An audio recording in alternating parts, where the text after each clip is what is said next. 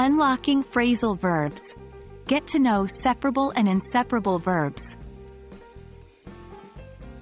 Hello, language learners.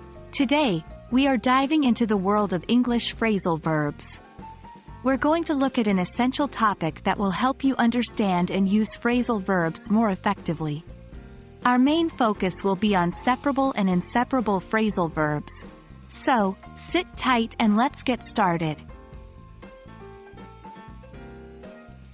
Phrasal verbs are unique to English and are formed by combining a verb with a preposition or an adverb, or both.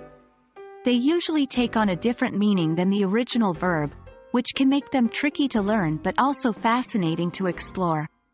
For example, the verb take has a different meaning than the phrasal verb take off, which can mean to remove something or for a plane to leave the ground. Now, let's talk about separable phrasal verbs. These are phrasal verbs where you can insert an object in the middle of the verb and the preposition. For instance, let's consider the phrasal verb turn off. You can say, turn off the light, or turn the light off. In both sentences, the meaning remains the same, indicating that turn off is a separable phrasal verb. On the flip side, we have inseparable phrasal verbs. These are verbs where the object can't interrupt the verb and the preposition. For example, consider the phrasal verb look after. You cannot say, look the kids after.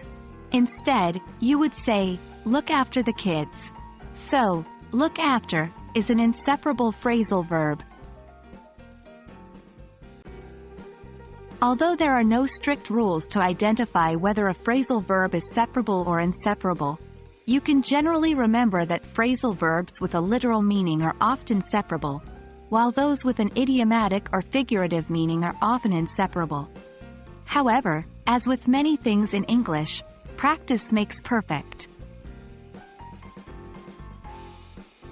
And that's it for today.